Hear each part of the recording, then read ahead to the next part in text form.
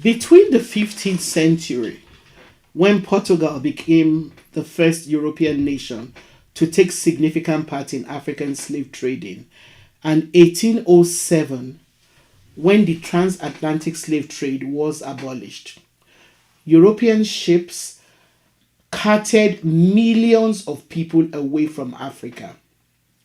In total, European ships took over 11 million people into slavery from the West African coast alone.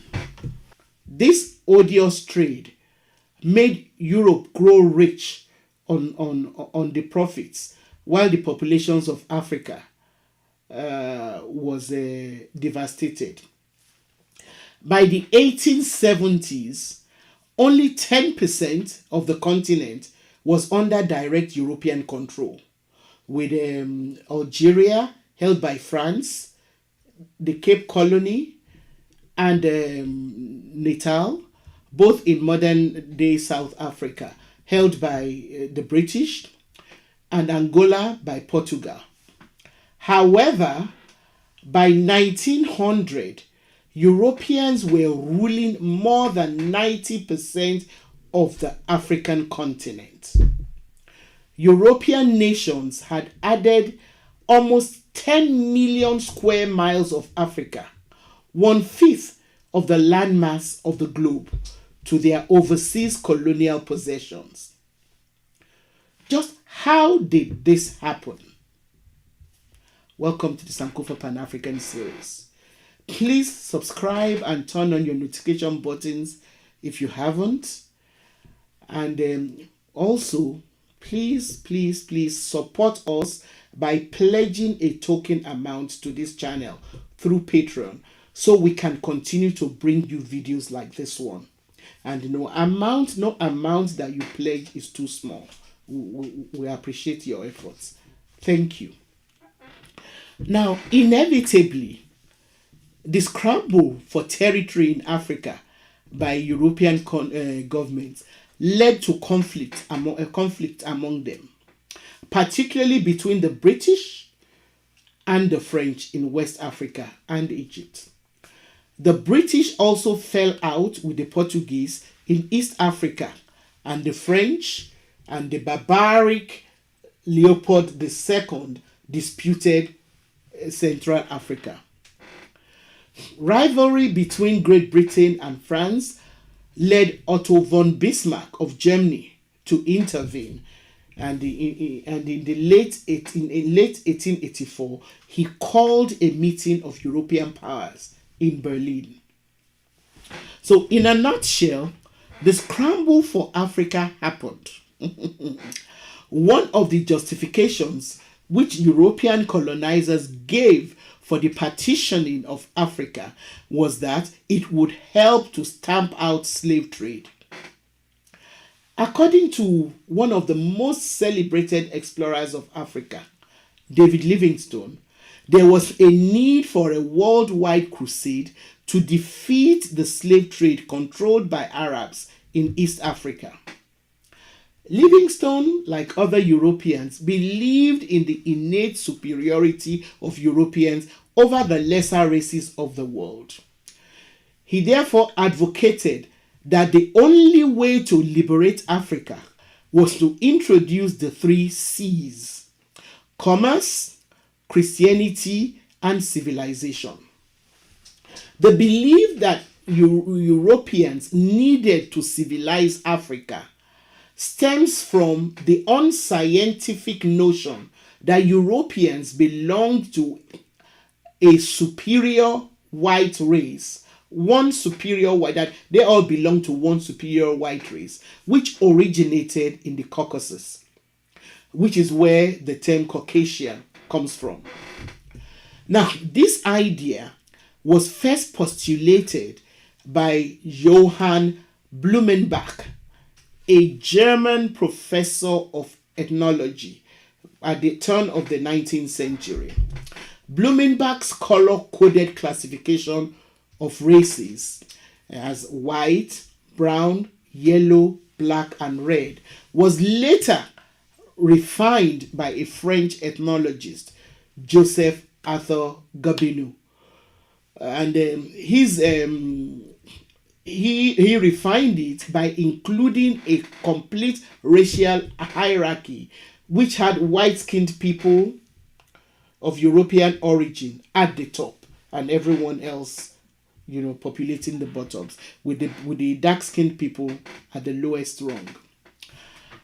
Other Europeans, like David Livingstone, believed in these pseudo-scientific theories and assumed that they had a duty to civilize Africans.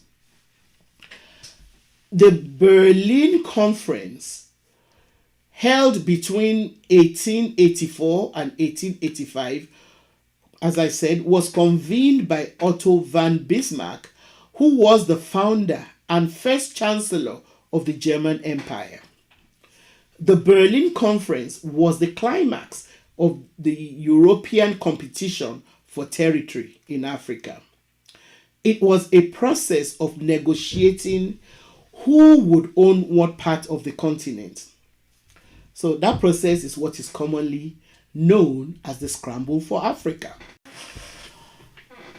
The real motivation for the scramble was actually that during the 1870s and early 1880s, European nations, including Great Britain, France, and Germany, needed to look to Africa for natural resources for their growing industrial sectors, as well as a potential market for the goods that their factories were producing.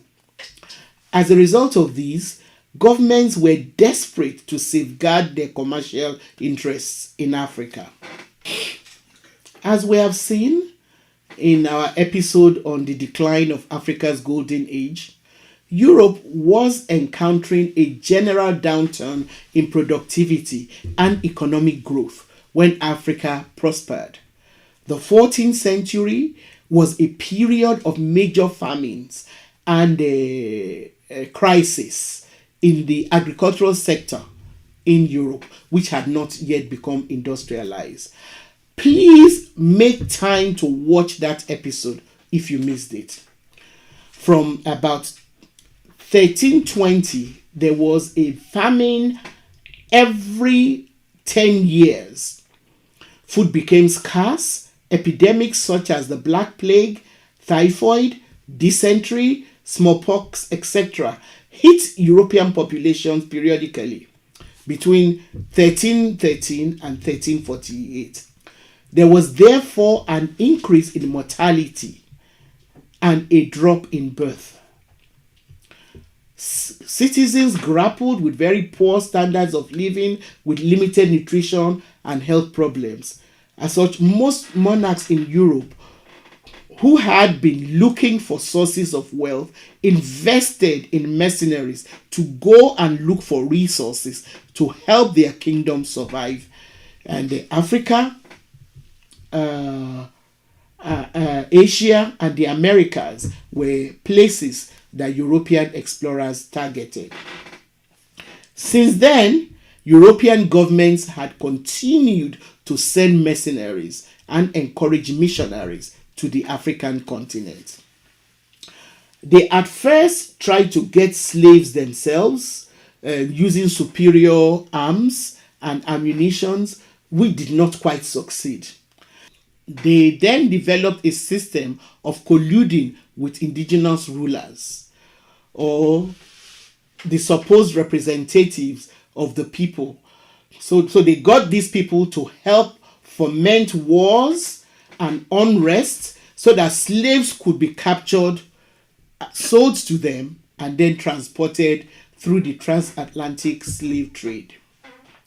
Now, the avowed purpose of the Berlin Conference was to discuss the future of Africa and the stamping out of slavery, because most European countries had become industrialized, and so they no longer needed as much manual labor as they needed when they depended on slave trade. So an act was signed at the conference in Berlin. It's known as the Berlin Act of 1885, by 13 European powers, which had a the act had a resolution to stop, to help in the suppressing of slavery. So while on the surface, the stamping out of slavery sounds like a laudable venture, in reality, the major strategic and economic objective of the European countries was how to protect their old interests, trades, and markets in Africa, and how to exploit new ones. As I said, this was in the light of the Industrial Revolution. We did not require as much human labor as slave trade had provided. So the Berlin Conference, therefore, started the process of carving up Africa and putting up borders to suit European interests without taking into consideration the cultural or ethnic components of Africa. For example, Britain was primarily concerned with maintaining its lines of communication with India, its jewel in the crown. Hence, its interest in Egypt and South Africa. That was the reason why Britain was interested in holding on power in Egypt and South Africa, was to open, because of the lines of communication between the African continent and India through those places. But once these two areas were secured, imperialist adventures like Cecil Rhodes encouraged the acquisition of further territory with the intention of establishing a Cape to Cairo railway. That is, railway lines stemming from Cape Coast in southern Africa to Cairo in Egypt towards the north. So Britain was also interested in the commercial potential of mineral-rich territories like the Transvaal, where gold was discovered in the mid-1880s. And so Britain was determined to prevent other European powers, particularly Germany and France, from muscling into areas which Britain considered within their sphere of its influence.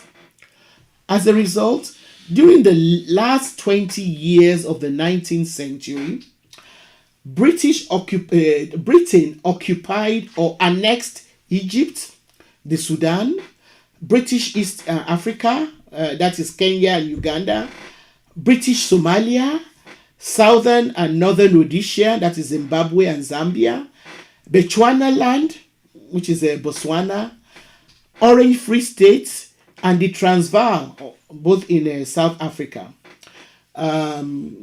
Gambia, Sierra Leone, Nigeria, British Gold Coast, which is modern-day Ghana, and Nyasa land, which is Malawi.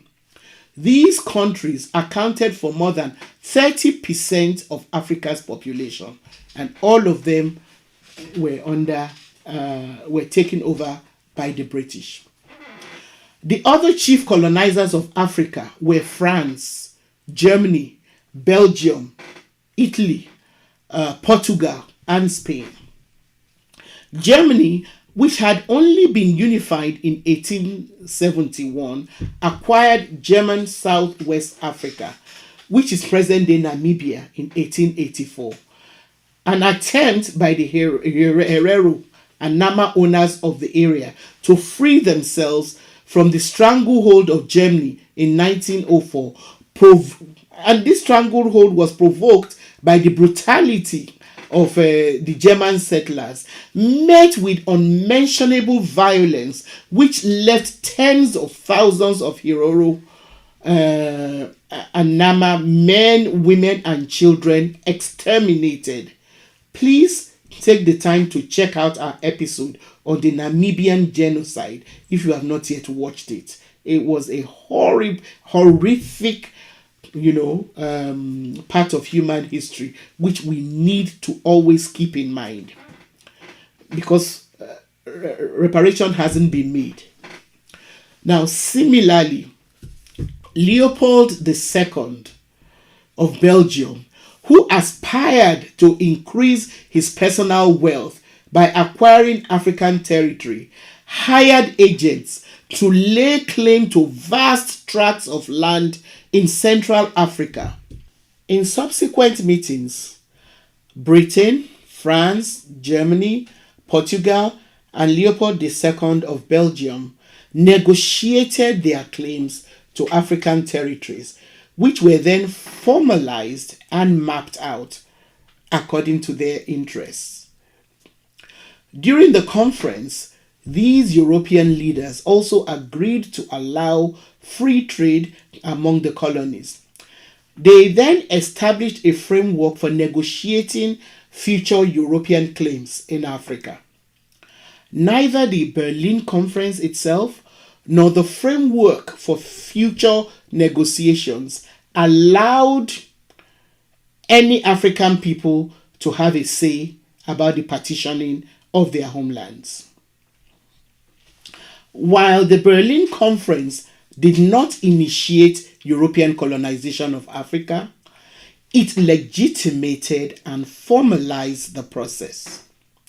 In addition, it sparked new unhealthy interests in Africa.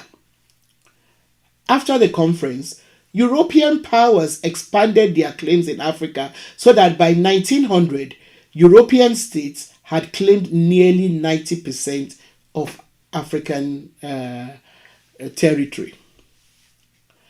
An offshoot of the Berlin Conference was that Leopold avowed that he would stamp out Arab slavery in return for the right to tax imports.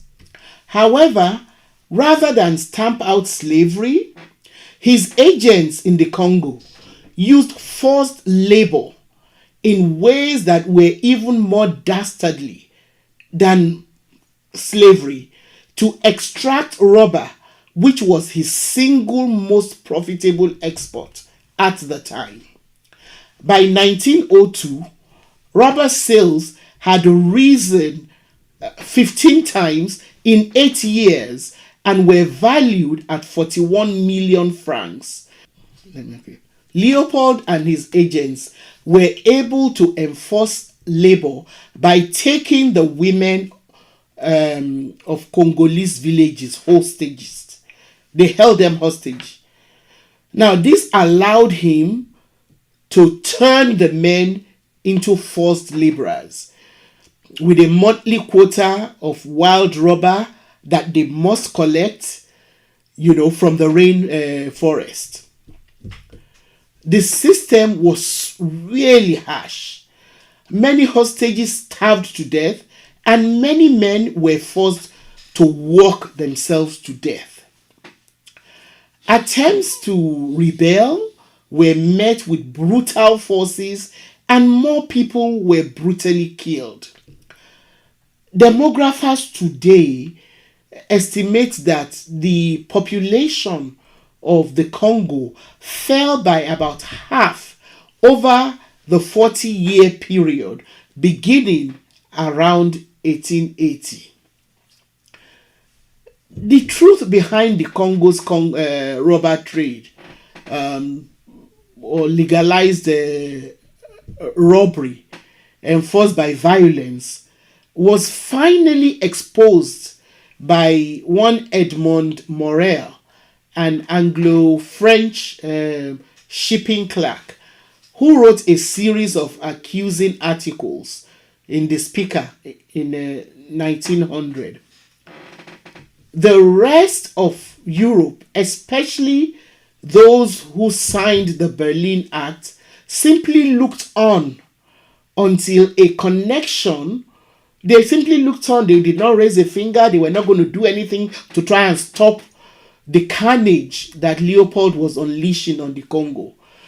The only time they now paid attention was when a connection was made between Leopold and the Leopold II, between what Leopold II was doing in the Congo and the effect on the economic interest of other European countries. So until it was exposed by this article written by Edmond Morel, who argued that Leopold's illegal state monopoly was robbing merchants in Britain, that any interest was, any attention was paid for what was going on. So this now spurred Britain into action, and a British consul, Roger Casement, was sent to investigate the situation in the Congo. The report of the investigation, which came out in 1904, was then used to force Leopold's hands. Now, so in 1908, Leopold was forced to hand over control of the Congo to the Belgian state in return for I think it was 3.8 million pounds. However, this handover did not really improve the situation of the Africans in the Congo, because whilst previously Leopold II had been running the Congo like as his own personal business, it was then handed over to his country, Belgium, in the hope that, the treatment of the Congolese would not be so inhumane, but it didn't make much of a difference. So this handover, it did not improve the situation of the Africans in the Congo, because the forced labor system continued. And even during World War I, forced labor now took another form, when tens of thousands of Congolese were conscripted as porters for the Belgian army. But a lot of scholars actually believe that they just called them porters, that in actual fact that they were used as cannon fodder.